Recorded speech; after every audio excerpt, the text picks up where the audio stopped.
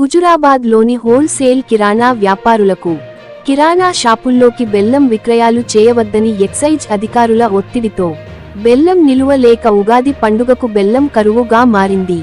ఉగాది పండుగ నేపథ్యంలో ఉగాది పచ్చడి చేయడంలో బెల్లంకు ఎంతో ప్రాధాన్యత ఉంది.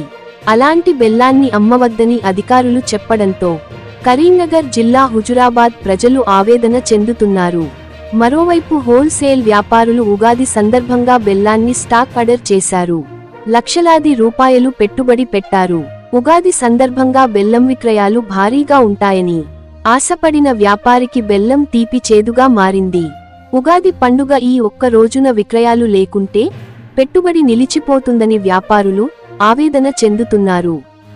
కాగా హుజురాబాద్ ప్రాంతం నుంచి హన్మకొండ, ములుగు, మేడారం ప్రాంతాలకు బెల్లాన్ని ఇక్కడి నుండి భారీగా తరలిస్తూ గుడుంబా తయారీ కోసం ఉపయోగిస్తున్నారని ఆరోపణలతో బెల్లం విక్రయాలను ఎక్సైజ్ అధికారులు నిలిపివేసినట్లు తెలిసింది. ఈ బెల్లం అమ్మద్దని మన ఎక్సైజ్ ఆఫీస్ వాళ్ళు చేస్తాను. అదే ఇక్కడ నుంచి వెళ్ళి పోయింది చేస్తానంటే వాళ్ళ పై నుంచి వెళ్ళి ఉండవచ్చు, స్పోర్ట్స్ ఉండవచ్చు. అయితే ఈ ఎట్లా అంటే ములుగు 7 నగరం బెల్లం పోతాను హుజురాబాద్ పోతలేదని మేము అంటలేము. కానీ ఆ పోయే వాళ్ళను కట్టుదిట్టం చేయక మమ్మల్ని కూడా కట్టుదిట్టం చేసి ఇబ్బంది పెడతాను. ఇట్లా అవుతుంది సార్. ఆఫ్ చేసేందుకు రేపైతే పండుగ అయిపోతుంది, తర్వాత బెల్లం పోదు సార్. బెల్లం పోదు. ఈ తెచ్చుకున్న బెల్లాన్ని ఏం చేయాలి? ఈ జనం కూడా కోప్పడుతుంది. ఏది బెల్లం ఎందుకు ఇస్తలేవు, ఎందుకు తెచ్చుకున్నావు, ఎందుకు అసలు దుకాణం ఎందుకు పెట్టినావు అనే స్థాయిలో మాట్లాడుతాను. అయినా మేము వాళ్ళకేం తెలుసు మన బాధలని నేను అన్నట్టు మేము ఊరుకుంటున్నాం. ఇది సంగతి సార్. వాళ్ళని కట్టుదిట్టం చేస్తే బాగుండు. ఏది గుడంబ గురించి పంపే వాళ్ళను మాకు కొంచెం అమ్ముకుంటట్టు పర్మిషన్ ఇవ్వాలి. ఈ ఓడగొట్టుకున్నాక వద్దంటే ఊరుకుంటాం సార్. ఇక అది లాస్ట్లో ఇది తెచ్చిందన్నా ఓడగొట్టుకుంటాము. ఇక నో బెల్లం అని అంటే మేము తెచ్చుకుంటే మిమ్మల్ని తీసుకుపోండి. ఇక మీరు బెల్లం మొత్తం తీసుకుపోయి మీరు ఏమైనా చేసుకోండి. కానీ ఒకవేళ మాకు తర్వాత కాటాలు కనపడితే మా దగ్గర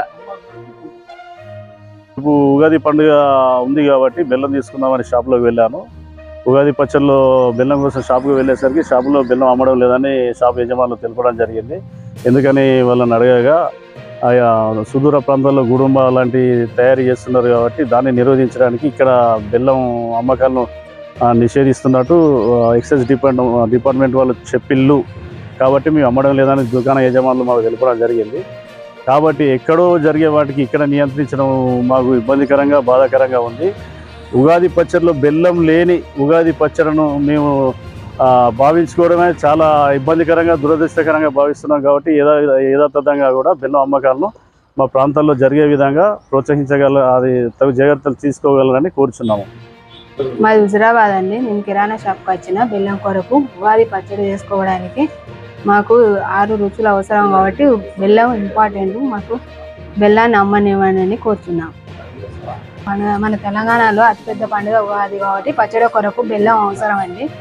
బెల్లాన్ని అనుమతి ఇవ్వండి అని కోరుచున్నాం.